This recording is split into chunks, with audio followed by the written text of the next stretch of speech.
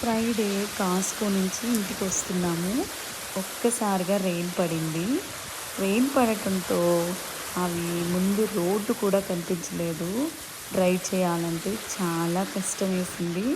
అలాగోకలా ఇంటికి వచ్చేసాము.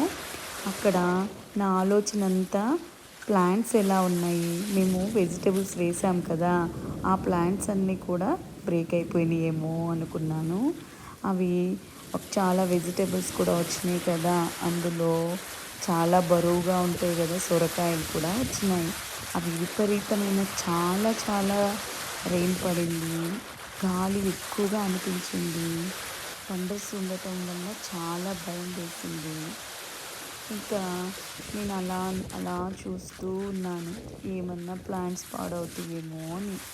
అక్కడ బనానా ప్లాంట్ ఉంది కదా, ఆ లీవ్స్ అన్నీ కూడా కట్ చేసినట్లుగా అయిపోయినాయి. చూసారు కదా, ఎంత విపరీతంగా పడిందంటే అంత ఎక్కువగా పడింది. నేను ఫస్ట్ టైం ఇలా చూడటం. శ్రావణ మాసం శుక్రవారం కదా, ఆ రోజు ఫ్రెండ్స్ వాళ్ళ ఇంటికి మమ్మల్ని పూజకి రమ్మని పిలిచారనమాట. ఆ రోజు వెళ్దాము అనుకుంటే రెయిన్ స్టార్ట్ అయిపోయింది. అందులో కరెంటు కూడా లేదు. ఎప్పుడూ కరెంట్ ఉంటుంది కదా, ఇదే ఫస్ట్ టైం నేను చూడటం.